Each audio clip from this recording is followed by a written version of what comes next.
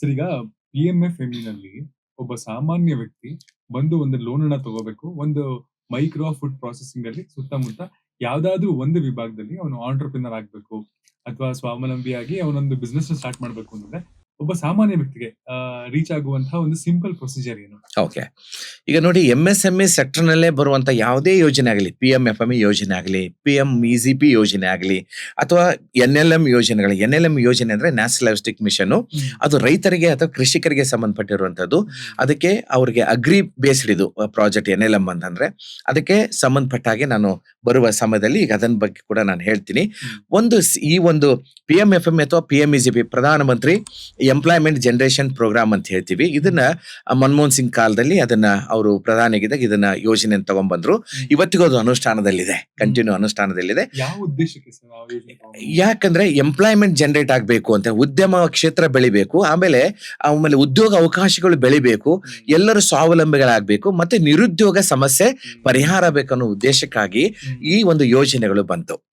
ಇದ್ರ ಬಗ್ಗೆ ಹೇಳ್ತೀನಿ. ಅದರಲ್ಲಿ PMFME ನಲ್ಲಿ 50% ಇದ್ರೆ PMEGP ನಲ್ಲಿ 25% ಇಂದ 30 ಅಥವಾ 35% ವರೆಗೂ ಇದೆ. ಅದು ಕ್ಯಾಟಗರಿ ಮೇಲೆ ಹೇಳ್ತೀನಿ.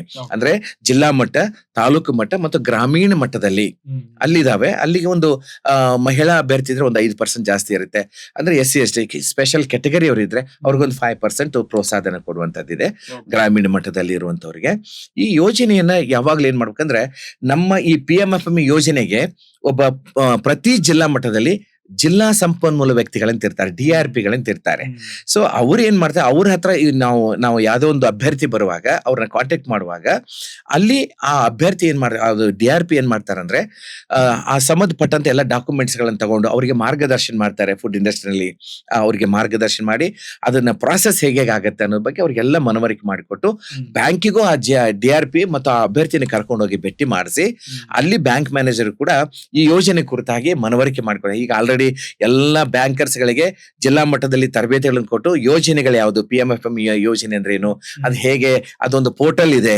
ಆ ಪೋರ್ಟಲ್ ಅಲ್ಲಿ ಹೋಗಿ ಅವರು ಲೆಂಡಿಂಗ್ ಬ್ಯಾಂಕ್ ಅಂತ MIS ಅಂತ ಲೆಂಡಿಂಗ್ ಬ್ಯಾಂಕ್ ಅಂತಿದೆ, ಆ ಪೋರ್ಟಲ್ ಅಲ್ಲಿ ಹೋಗಿ ಅವ್ರು ಹೇಗೆ ಅದನ್ನ ಪ್ರಾಸೆಸ್ ಮಾಡ್ಬೇಕು ಅನ್ನೋದನ್ನ ತರಬೇತಿ ಆಲ್ರೆಡಿ ಈಗ ಎಲ್ಲರಿಗೂ ಕೊಡಲಾಗಿದೆ. ಎಲ್ಲ ಬ್ಯಾಂಕ್ಗಳಿಗೂ ಈಗಾಗಲೇ ಆ ತರಬೇತಿ ಮತ್ತು ಯೋಜನೆ ಕುರಿತಾಗಿ ಎಲ್ಲರಿಗೂ ಒಂದು ತರಬೇತಿ ಕೊಡಲಾಗಿದೆ. ಈಗ ಮುಖ್ಯವಾಗಿ ಹೇಳ್ಬೇಕಂದ್ರೆ ಆ ಒಂದು ಜಿಲ್ಲಾ ಸಂಪನ್ಮೂಲ ವ್ಯಕ್ತಿಗಳು ಏನ್ ಮಾಡ್ತಾರೆ ಅಂದ್ರೆ, ಅವರ ಒಂದು ಅಭ್ಯರ್ಥಿಯನ್ನ ತಗೊಂಡು ಅವ್ರಿಗೆ ಬೇಕಾದ ಎಲ್ಲ ಡಾಕ್ಯುಮೆಂಟ್ಸ್ ಗಳನ್ನ, ವಿಶೇಷವಾಗಿ ಇಲ್ಲಿ ಉದ್ಯಮ ಆಧಾರ್ ಸರ್ಟಿಫಿಕೇಟ್ ಅಂತ ಬೇಕಾಗುತ್ತೆ. ಅಂದ್ರೆ ಒಂದು ಫರ್ಮ್ ರಿಜಿಸ್ಟ್ರೇಷನ್ ಆಗ್ಬೇಕಾಗುತ್ತೆ. ಫುಡ್ ಇಂಡಸ್ಟ್ರಿಗೆ ಸಂಬಂಧಪಟ್ಟ ಹಾಗೆ ಉದ್ಯಮ ಆಧಾರ್ ಸರ್ಟಿಫಿಕೇಟ್ ಬೇಕಾಗುತ್ತೆ.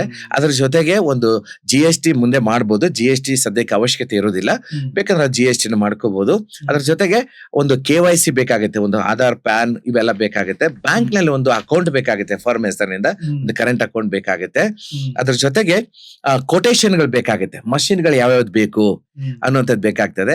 ಅಥವಾ ಒಂದು ಖಾಲಿ ಒಂದು ಜಾಗ ಇದೆಪ್ಪ, ಅವರ ಸ್ವಂತಕ್ಕೆ ಜಾಗ ಇದೆ, ಅಥವಾ 30-40 ವರ್ಷಕ್ಕೆ ಒಂದು ಲೀಸ್ ಅಗ್ರಿಮೆಂಟ್, ಒಂದು ಲ್ಯಾಂಡ್ ತಗೊಂಡಿದ್ದಾರೆ ಅಂದ್ರೆ ಆ ಲ್ಯಾಂಡ್ ಮೇಲೆ ಒಂದು ಇಂಡಸ್ಟ್ರಿ ಶೆಡ್ ಅನ್ನು ಕಟ್ಕೊಳ್ಳಿ ಕೂಡ ಇದರಲ್ಲಿ ಪ್ರೊವಿಷನ್ ಇದೆ. ಅದಕ್ಕೂ 50% ಸಬ್ಸಿಡಿ ಇದೆ.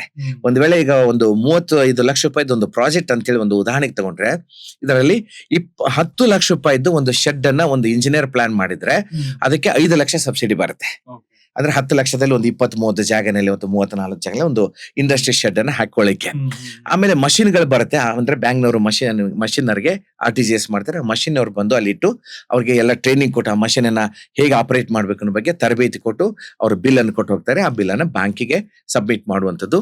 ಆಮೇಲೆ ನಾವು ಬಂದು ಅದನ್ನ ಉದ್ಘಾಟನೆ ಮಾಡ್ಕೊಡ್ತೀವಿ. ಇಲ್ಲಿ ಆ ಒಂದು ಮಷಿನ್ಗಳು 20 ಲಕ್ಷದಿದ್ರೆ ಅದಕ್ಕೆ 10 ಲಕ್ಷ, ಅಂದ್ರೆ 50%. ಅಂದ್ರೆ ಈಗ ಒಂದು ಶೆಡ್ ಹಾಕೊಂಡ್ರೆ, ಇಂಡಸ್ಟ್ರಿ ಶೆಡ್ ಅನ್ನ ಹಾಕೊಂಡ್ರೆ ಅದಕ್ಕೆ 10 ಲಕ್ಷದ ಮೌಲ್ಯದಿದ್ರೆ ಅದಕ್ಕೆ ಒಂದು ಒನ್ ಟೈಮ್ ಅಸೆಟ್ಸ್ ಅಂತ ಹೇಳ್ತೀವಿ. ಸ್ಥಿರಾಸ್ತಿಗಳು ಒಂದು ಟೈಮ್ ಅಸೆಟ್ ಅನ್ನ ಒಂದೇ ಟೈಮ್ ಮಾಡುವಾಗ ಅದಕ್ಕೆ, ಯಾಕಂದ್ರೆ ಇಮ್ಮೂವೇಬಲ್ ಅವೆಲ್ಲ ಪ್ರಾಪರ್ಟಿಗಳು, ಅಂದ್ರೆ ಒಂದು ಶೆಡ್ ಅನ್ನು ಕೂಡ ಅದು ಒಂದು ಒನ್ ಟೈಮ್ ಅಸೆಟ್ ಅಂತ ಹೇಳ್ತೀವಿ. ಮಷಿನ್ಗಳು ಒನ್ ಟೈಮ್ ಅಸೆಟ್. ಈ ಒಂದು ಟೈಮ್ ಅಸೆಟ್ ಅನ್ನ ನೀವು ಇಂಪ್ಲಿಮೆಂಟೇಷನ್ ಮಾಡುವಾಗ ಈ 10 ಲಕ್ಷಕ್ಕೆ 5 ಲಕ್ಷ ಬರುತ್ತೆ.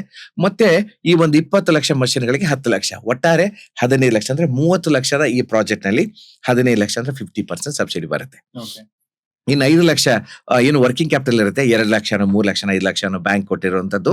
ಆ ವರ್ಕಿಂಗ್ ಕ್ಯಾಪಿಟಲ್ ನಲ್ಲಿ ಸ್ವಲ್ಪ ಭಾಗವನ್ನು ತಗೊಂಡೋಗಿ ರಾ ಮೆಟೀರಿಯಲ್ ಗಳನ್ನ ಖರೀದಿ ಮಾಡ್ಕೊಂಡ್ಬಂದು ಅದನ್ನ ಪ್ರಾಡಕ್ಟ್ ಅನ್ನ, ಇವನು ಉತ್ಪಾದನೆಯನ್ನ ರೆಡಿ ಮಾಡಿ ಆ ಒಂದು ಪ್ರಾಡಕ್ಟ್ ಅನ್ನು ಮಾಡಿ ಮಾರ್ಕೆಟಿಗೆ ಬಿಡುವಂತದ್ದು.